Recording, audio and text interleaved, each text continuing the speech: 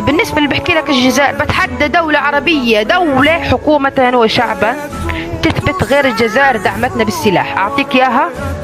أول شيء، أنا من الناس، أختي ساكنة بغزة وحكت لنا عن 3 بعثات طبية كانت بالعام 2014، أقوى حرب نزلت على غزة 4000 شهيد في شهر.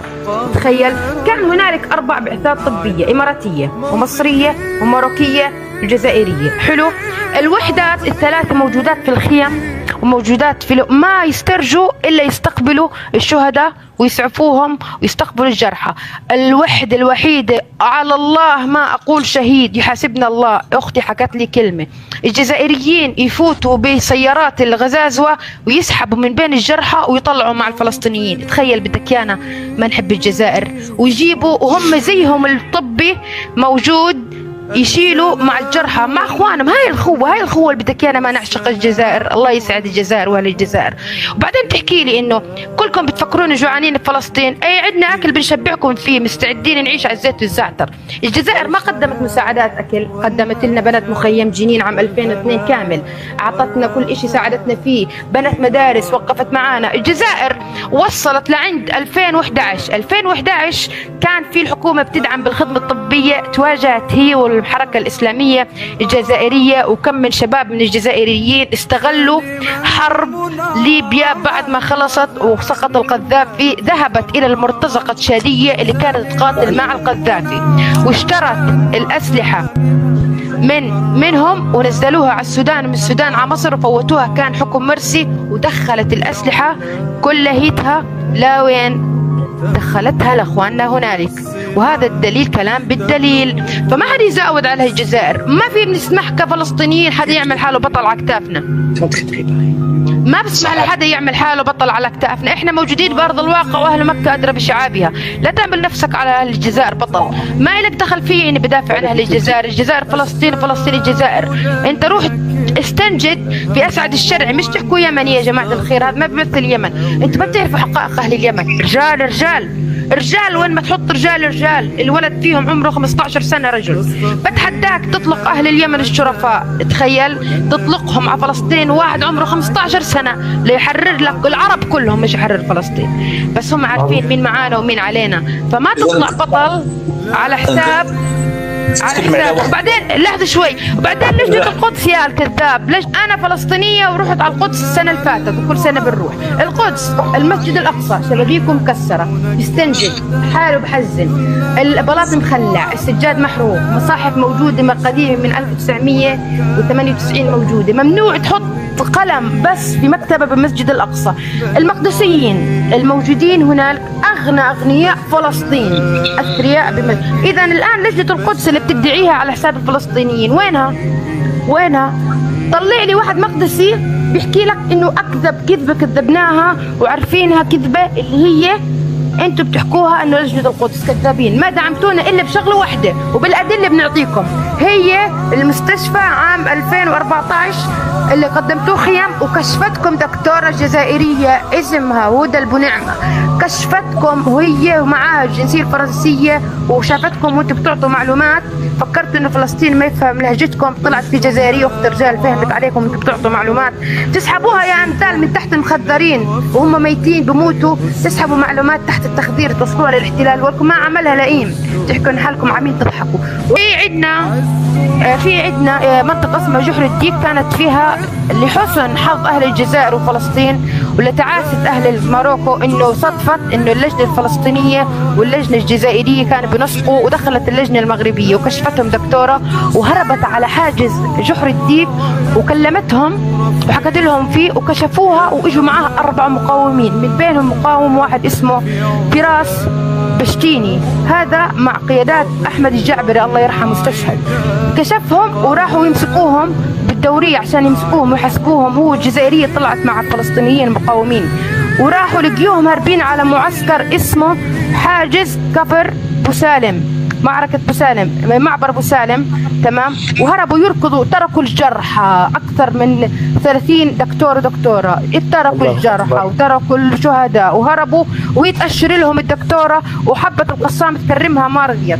فأنتم مكشوفين مكشوفين مكشوفين، لا تفكروا نفسكم إنه أنتم بتعملوا أبطال. إحنا كنا نسكت، مو حابين نفضحكم، عارفين من سنة 1983 وحسنكم السادس تبعكم هذا مطبع. لا تعمل نفسك بطل على حساب الجزائر غيره. اللي قدمت الجزائر ما قدمتوا انتم. ودائما بيحكي لك الكذاب بيتهم الجميع انه كذاب، واكبر دليل كلامكم واحنا بنضحك عليهم في فلسطين هم بيحكوا كلمه واحده، بيحكوا الجزائر بس بالمواقع. لا، انتم بالمواقع مو الجزائر. الجزائر مكتسحه من عام 2010 الى الان، وانا فلسطينيه وبطلع حد يثبت، مكتسحه الساحه الفلسطينيه من مساعدات طبيه لمساعدات عسكريه لمساعدات أبنية، كلها مكتسحيتها، وبعطيكم فيديوهات بالأدلة، كلها مكتسحيتها الجزائر. وأكبر دليل الرعب اللي رعبته للمروكيين خلتكم تروحوا تستنجدوا بأهل الصهاينة. وقت اللي بدك تيجي تحكي لي ليش تتدخلي، بدي أتدخل، الجزائر بلد عربية معاي، مسلمة موقفة معاي، فأنا بترك فلسطين وباجي بساعد الجزائر. لما انتم خوفكم وجبنكم خلاكم تروحوا تطبعوا وتجيبوا قائد عسكري تبعكم تبع الصهاينة يهدد الجزائر، بس هو هذا شاطر فينا يهدد الجزائر، وقت الجد بترككم وبهرب. وجبتم قائدكم العسكري الماروكي على حدود غزة، ولكم الصهاينة بيضحكوا عليه، هذا خبير استراتيجي بيجيبوه، الصهاينة بيطلعوا بالخرايط وهو بتلفت يمين شمال خايف من قناصة غزة. احنا لكم شوكة في حلوقكم، والله لنكشفكم بنفضحكم امام الجميع. الفلسطيني الان صحي، الفلسطيني الان بتويتر وبالفيس، وانا من جماعة تبعت التيك توك راح يفضحكم بكل مكان. استغليتوا اخوان الجزائريين انهم ما بيشتغلوا على تويتر دائما، رحتوا تفضحوا فيهم والناس تستغرب. مين طلع لكم قبل شهر يدافع عن اهل الجزائر؟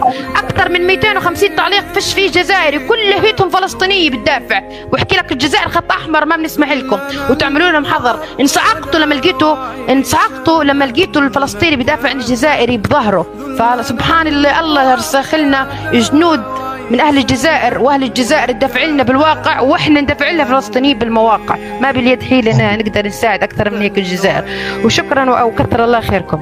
ابو زيد لا خليني اخوي، خليني هذا في النص انا بعرفه، شفته بيسيب على الشهداء وبيسيب على الشهداء الجماجم اللي بتشرف، اللي شفتك انت يا الحاطه، هذا اللي بيسيب على الشهداء. والله لنرجع لكم جنودكم، استنى شوي اسمعني، والله لنرجع لكم فطايسكم اللي في الفرقه الملكيه ال11 بدون جثث بجماجم، حتى افرجيك الفرق بين جماجم بتشرف العرب محطوطه عند الفرنسيين وبترفع راس كل واحد عربي، وبين جماجم الفطايس تبعتكم المرمية عندنا راح نشيل لك اياها نرجعكم وعد من الله من مرأة فلسطينية، وعد لترجع جماجمكم مدعوسة ارقابها. يا فلسطين انت اكتسحتي اللايف، انت قلتي وانا ودمي وكل فلسطيني فدا، كل الجزائر ما لك دخل فيها، انا مش طالعه بجروبات ماروكيين، انا طالع عند اخوان الجزائريين وكمل. يا رجل اسمعني اول شيء انت يا ماروكي حرر نفسك من الركوع والسجود وعاش الملك، ولك عيش انت، كل انت، اشرب اول شيء، بعدين قول عاش الملك، بعدين احكي، بعدين احنا يبدا تحريرنا من ماروكو عشان ما تطعنونا بالظهر، بنقضي عليكم في ماروكو، بعدين اخواننا بيفضوا بتسلحوا وبينزلوا لنا. لما بده ينزل الجزائري ما بيستناك تيجي تعطيه رايه، بيعرف حاله تحت مين. كفايه اكبر خطط عسكريه كانت تعطي للفلسطيني الجزائري. يا اخي خليك عندك شرف زي الجزائري يا رجل، خلاص فقعت معانا ظلك تحكي الجزائري خط احمر عندنا. يا رجل انت بتحكي لي الجزائري، يا ريت في فيروس رجولي يكون في الجزائر لعل وعسى يطلع منكم رجل حكيم، لعل هالفيروس ينقل على الماروكو ويطلع فيكم رجل. هل انا بلا كذب؟ حبايب قلبي، زي ما استمعتوا وزي ما شفنا وسمعنا مع بعض، هاي الفلسطينية أخت الرجال، بنت العز، بنت الكرم، بنت الجود، على بهدلتها لهذا المطبع الخاين العميل الذي سب شهداء الجزائر وسب شهداء فلسطين، ويناصر الصهاينة والمتصهينين ويؤيد التطبيع. فأتوقع بعد كلام الفلسطينية اللي مسحت فيه الأرض بحب أحكي له، أنا بس بدي يعني في اللي هي الفلسطينية ما عملتش إشي واحد، أنا بس بدي أعمل لك إياه، ابعدوا هيك شوي بس عليك وعلى اليوم اللي شفناكم، راح يجي يومكم يا كلاب.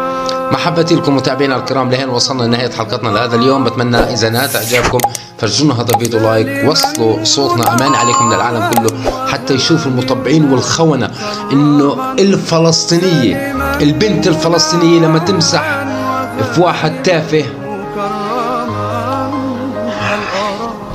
بتمنى منكم فرجوا هذا الفيديو لايك، اشتركوا بالقناة، شيروا هذا الفيديو للعالم كله.